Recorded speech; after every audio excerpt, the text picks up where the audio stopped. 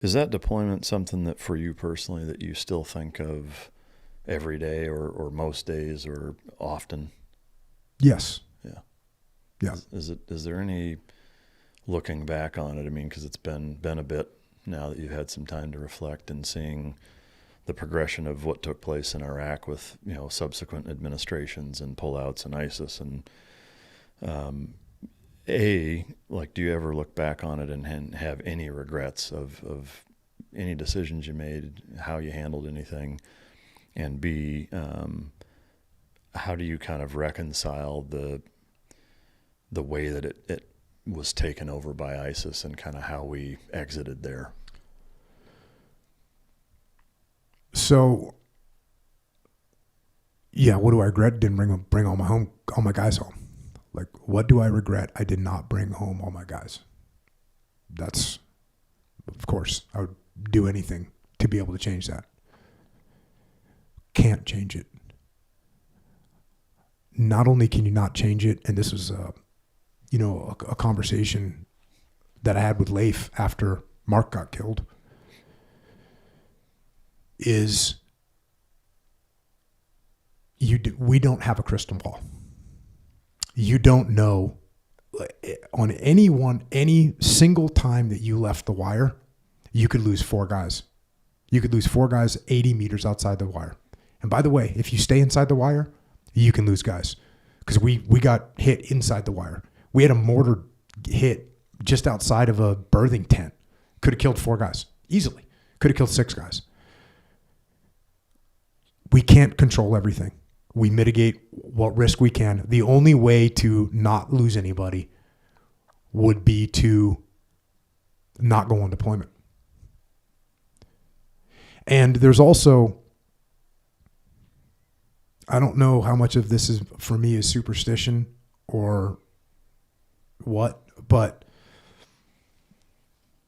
sometimes they show it in the movies, and I feel that it's true of like the guy that's really thinks scared and he's thinking about home and he's thinking about his wife and he's thinking about like all these things, and he's so nervous and scared that he doesn't take action.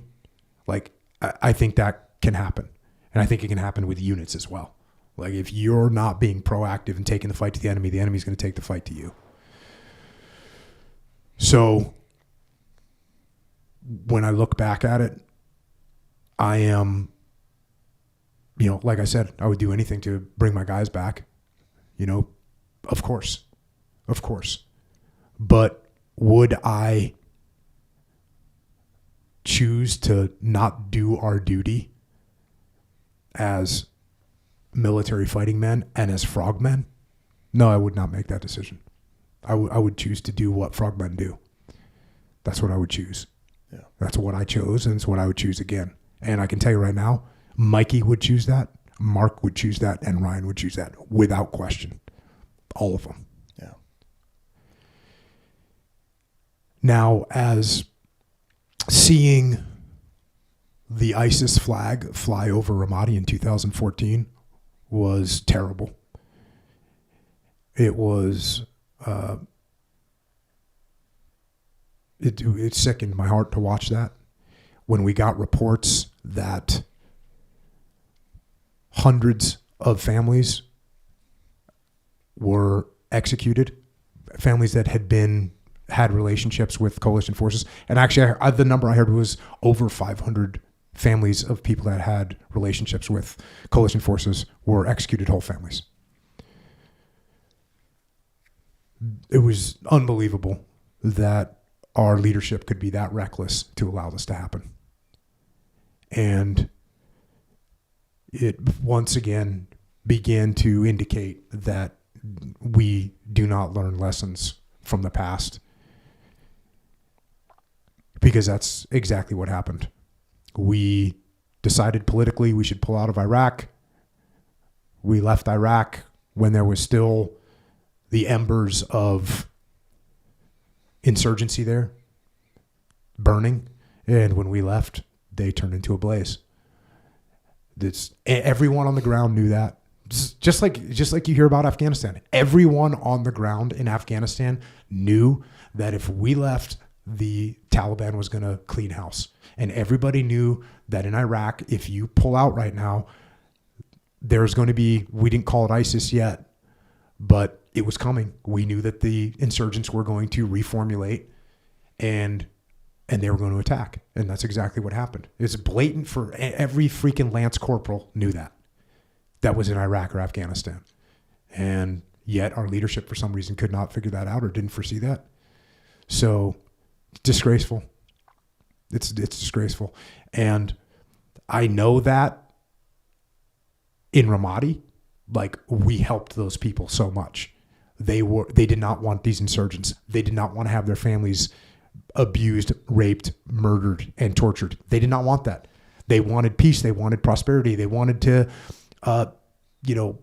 run their little market. They wanted to have schools for their kids. And we helped them build all those things. And then we walked away. We walked away in Vietnam too. So if you're going to fight, you better win.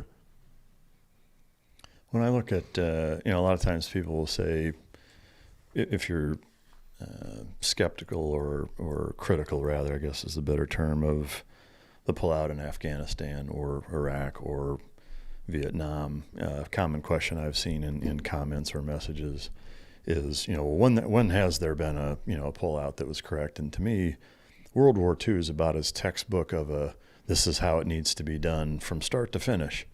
Really is that you only get involved when you really have to, or, it's an existential global crisis if you don't intervene.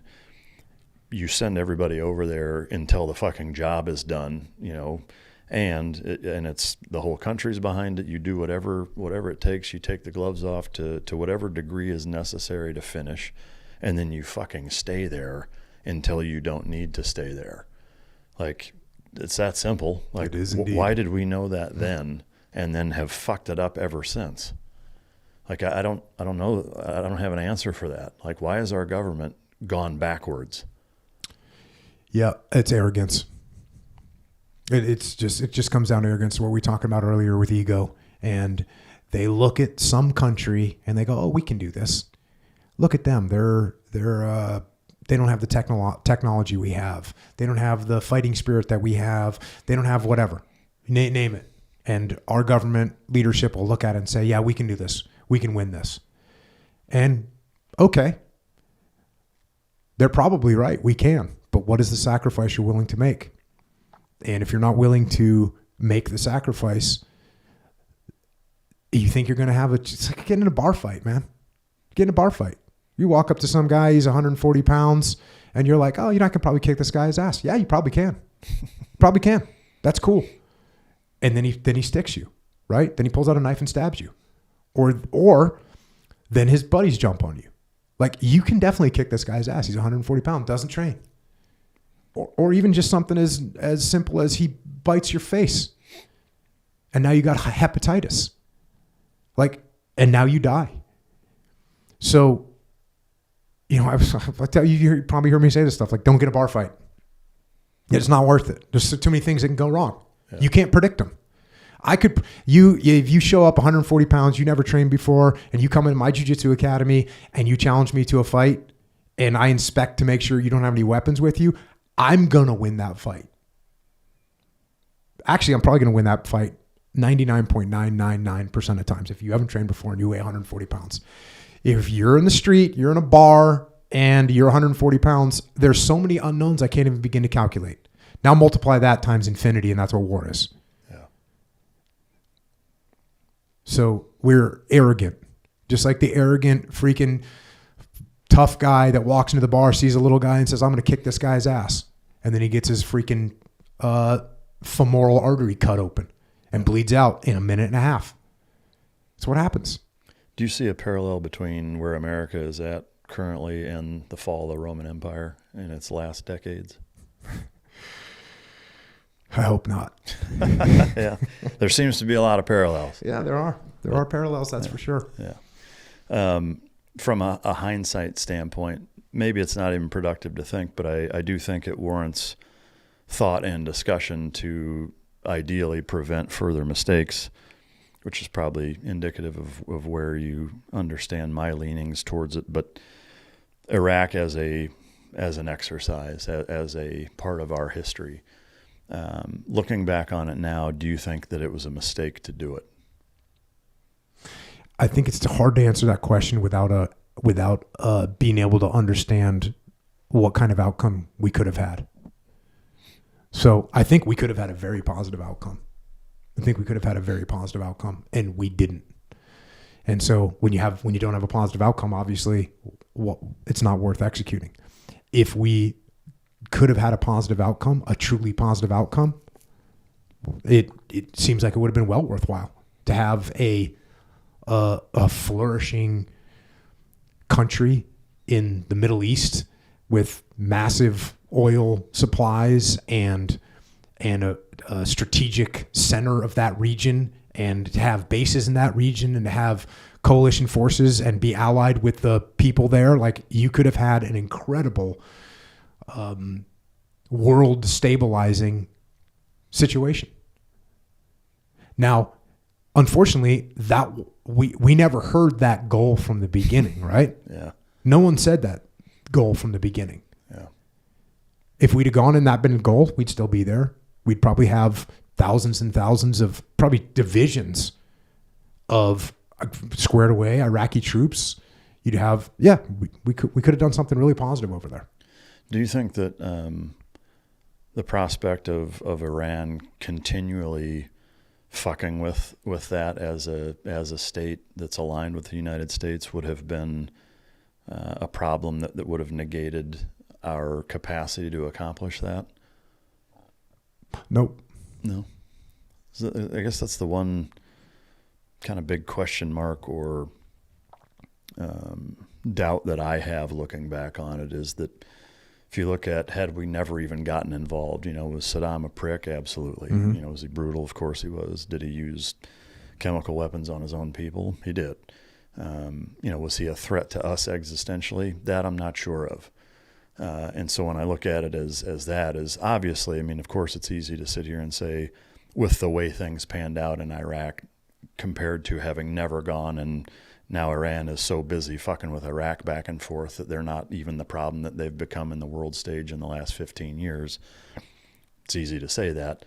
What I'm not sure of is, could we have accomplished that in Iraq, now removing Saddam as such a thorn in Iran's side that kept them busy enough to where they didn't have the ability to explode, the way that they have over the last decade. That's obviously there's no right answer to that, but that's what makes me wonder the most. Oh yeah, what we did was not playing chess. Yeah, we got out there and played tic-tac. We didn't play checkers. We were playing tic-tac-toe. Yeah, and it's amazing, again, the short-sightedness and lack of strategic thinking and arrogance. Yeah, the arrogance, the American arrogance that things are going to pan out the way we want them to pan out. Yeah. And there's just too many variables and unknown factors when you go into war and combat to make these kind of predictions. Yeah. And that's why what you should be planning for, again, the fantasy that I just rattled off about how good things could have been. I'm a positive person. I would tell you that's a good fantasy to have, but assessing it from the outside, I would just think of what's the worst case scenario, because that's what we're going to get. Yeah. Because that's what you have to plan for. You don't plan in combat. You don't plan for the best case scenario. You're going to have the best possible outcome, because that's not going to happen. You're going to get the worst case scenario in a war. Yeah. And so that's what you need to be ready for. Yeah. And we didn't do that. We planned for a best case scenario. The regime's going to fall. We're going to get welcomed, and a new, flourishing, open-minded government will take over. Yeah. The regime got toppled. We got welcomed. And there's where it turned. Yeah. When you see what we're doing now currently with our primarily financial and weapons support of Ukraine, similarly speaking with Israel, if you had a role in the government as SecDef or some sort of advisory role, or even the fucking president for that matter, what is your take on those two specific areas as to whether or not we should be doing anything? If so, what we should do? I don't think we should help Ukraine keep going forward in a war of attrition. Like, if you and I are at the gambling table and we're betting against each other, and you keep raising me and I keep raising you and you keep raising me and I keep raising you, and eventually the house is going to get it all. Shouldn't we at one point look at each other and go, hey, dude, well, let's just call it a day. You keep what you got, I'll keep what I got, and let's go somewhere else. Let's go out for dinner. Let's go grab a steak. Yeah. But right now, we're basically encouraging an escalation to keep putting more and more and more and more on the table. And Ukraine is the one that's going to run out first of people, of brave young soldiers that are out there sacrificing their life and limb. That's what they're going to run out of. And we should not let them do that. We should help them find a peaceful solution while they still have a male population. Yeah. That's what we should do. Yeah. I don't disagree. Israel, different animal altogether, but similar question, I guess.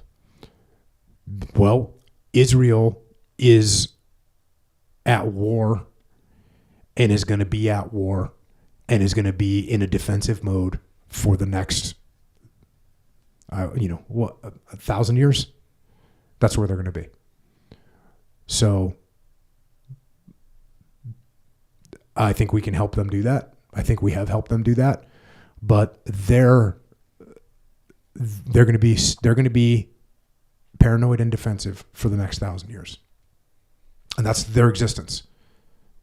So I think they're going to, we can help them do that.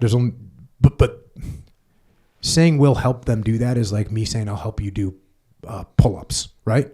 Hey, Mike, keep going. You're looking good, right? So I'm not taking any sacrifice. I'm not getting callous on my hands because I can't, because it's just the state that you're going to be in now. Israel is a lone element surrounded, and that is their existence. And as long as they have a flag, that's going to be their existence, and that's got to be their life. That's got to be their life. We've supported them. We will support them. I think we should support them. But it's going to be, that's the nature of their existence now. Do you see any scenario where you think it would be justified in us having boots on the ground there?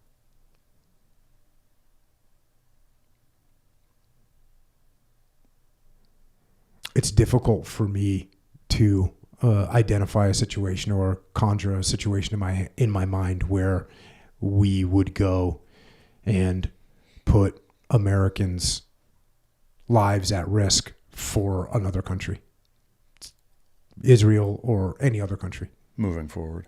Yeah. At this point, yeah. I guess you could kind of apply that same logic looking back at Iraq. You can look at Iraq. You can look at Afghanistan. You could look at Korea. You can look at Vietnam. Yeah. Yep. If you were asked to play a role in the current or the upcoming administration's role in any capacity, would you consider it? If the nation needs me, I will report for duty. Yeah.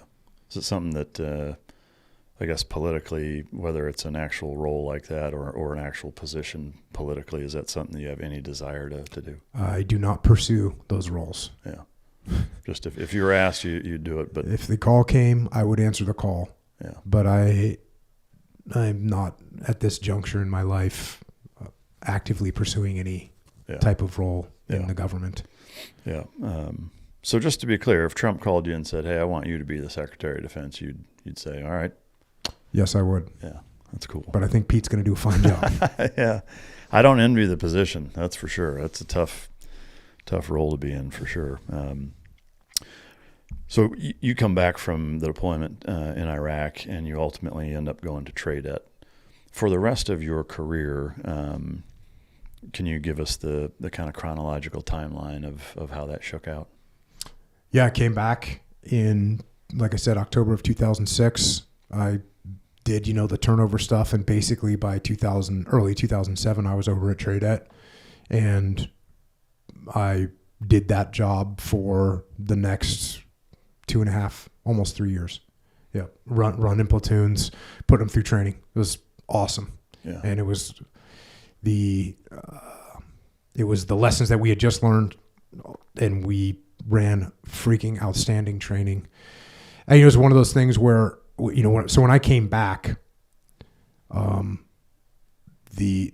Admiral McGuire was still in charge, and he basically was like, what do you want to do? And since I'd worked in training cell at SEAL Team 1 as a young guy, I understood what that role meant. And since I had, when my task unit was going through workup, like, I did a lot of training of my young leaders, a lot, and passed on everything I could to my guys. And when we were coming home from Ramadi, again, you were asking me earlier, like, when did it start to clean up? It was months. So when we got home, it wasn't like, oh, it'll be over. No, it was like, we're going to be fighting like this, and the next task unit, and the next task unit, and the next task unit, we're going to be doing this. And by the way, this isn't the only city in Iraq.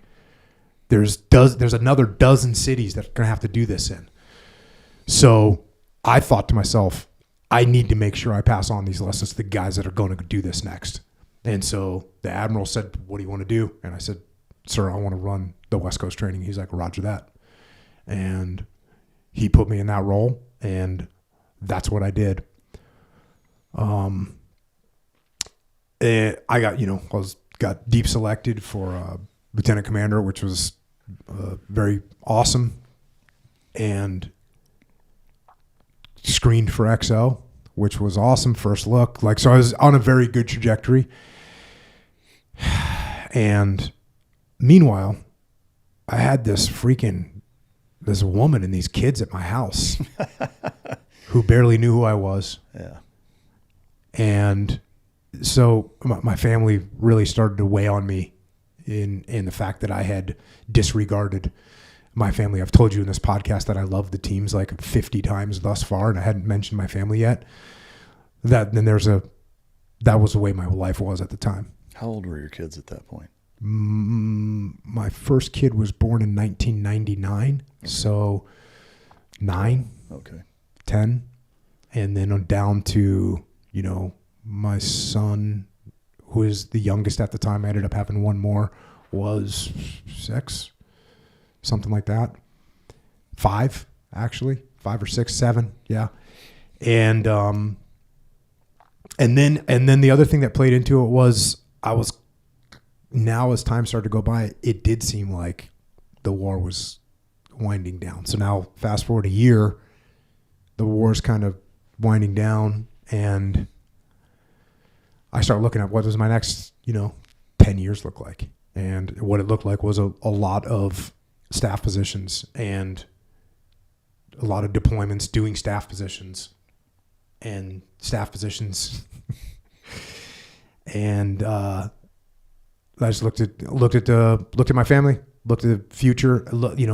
I would, at that time, it would take me about another 7 years to become the commanding officer of a SEAL team.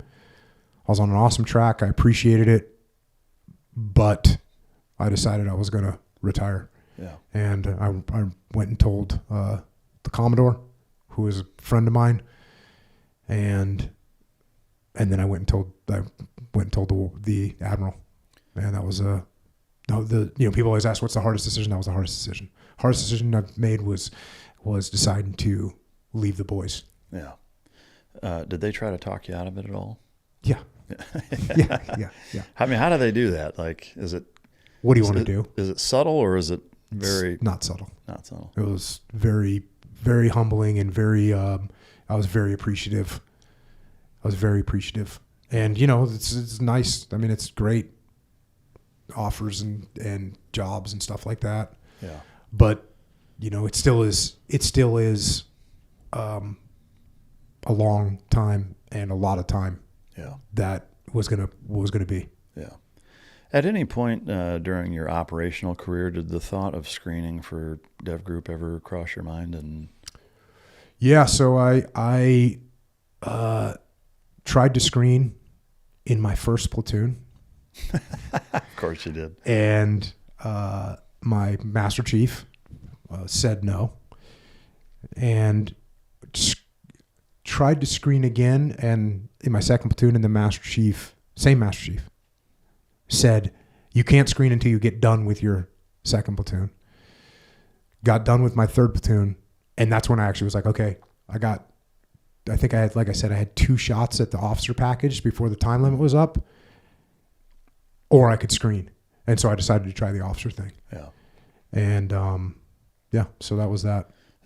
Does that ever enter your mind of thinking, what if you had not gone the officer route and had gone to screen instead? Yeah, would have had a different career, Yeah. Hanging out with those studs, hopefully.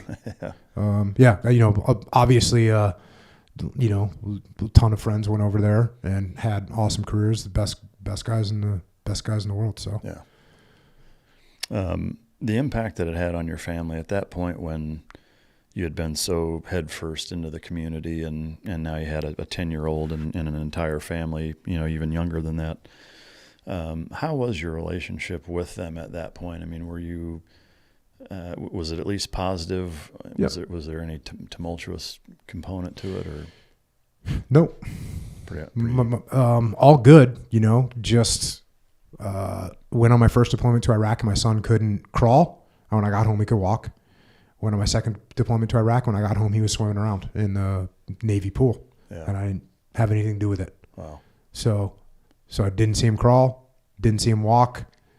How many freaking jiu-jitsu classes, dance recitals, soccer games did I miss for my kids? How many Christmases, birthdays, you know the deal. Yeah. It's just like everything. So they weren't mad. They didn't even know any different. My kids thought that all dads were SEALs. You know what I mean? Yeah. Like, that's just what they thought. Yeah. All my friends were SEALs. All their kids, dads was a SEAL. And so that's what it is. So my wife is a saint. My wife understood my dedication to the teams. When we were driving over the Coronado Bay Bridge to go to the San Diego courthouse and get married, on the way over, I gave her like an out. I said, hey, being a frogman is not just what I do. It's who I am, and I'm not going to change. Yeah. And if you don't want to do this, if you don't want to be married to a frogman, then we shouldn't do this. And she goes, I know what I've got. I was like, okay. And she was a saint. And to this day, outstanding. I mean, it's amazing to hear. She sounds like, the foundation, and if ever there's a matriarch of a family, it's kind of a textbook definition. Do you mind if I ask how you guys met? Yeah, sure. I was, all right. So I'm in an ARG platoon. Squad 2 gets sent to Bahrain for some random reason, but it's really a liberty trip. So they fly off and go to Bahrain. Squad 1 has work to do. I forget what it was. We had to do something. We did the thing. We get done. Now we're going to go to Bahrain. So we fly to Bahrain. And we had some kind of a scam shooting trip set up or something. So when we, no internet, this is 1994. We have no idea. Never been to Bahrain before. Don't understand anything about the Persian Gulf. Figure we're going to some random desert. We're going to shoot our pistols. We land, and Squad 2 is waiting for us with vans. And they're in like civilian clothes. And they're like, come on, you guys, this is insane. So at the time, Bahrain was a hub for various airlines. And the airlines were all had stewardesses. And the stewardesses were, primarily from Australia, New Zealand, England. Yeah, those countries. And they were all like a bunch of really nice looking, women. With the accents. No. Yeah, with the accents, all 9 yards. So anyway, Squad 2 picks us up, and they're like, hey, there's all these girls here. And we're kind of like, what do you mean? And they're like, there's these stewardesses from these different airlines, and they're here. And they go to these bars, and we've been going at it for 3 days. And sure enough, one of my assistant platoon commander, the guy that took over for Grizz, I hung out with him a lot in San Diego before we left, and he was a quieter dude, and I would go out with him, and I'd kind of like introduce him to girls and whatnot. And so I see him, and he goes, dude, there's these 2 girls, and they're just like amazing. And I know you're going to talk to him. I know you're going to get with them. And I was like, dude, no. It's like, there's plenty of girls. You go with those girls. And so we go to one bar, we go to another bar, and then finally we go to this bar. And I walk in the bar, and I see, like, across the bar, there's this stunning 5'9" blonde-haired girl in like a skin-tight white, like, unitard bodysuit thing with fringe under the arms. I'm like, who in God's name is this? So I walked up to her and I said, should I just call you Aphrodite's goddess of love? And I said it like Ace Ventura, Pet Detective, because we'd watched that movie like 5,800 times on the ARC. And she said I was an idiot. And then I bought her a drink, and then I married her. Wow. So, and it ended up being one of the girls that my buddy was talking about. Yeah. Pretty quick process from the time you... No, so we were freaking pen pals. Oh, okay. Like, this was letter writing, pre-email. Yeah. We have letters that we wrote back and forth to each other. Cool. And then eventually she came to America, visited, and then she came back to America, and we got married. Yeah, that's awesome.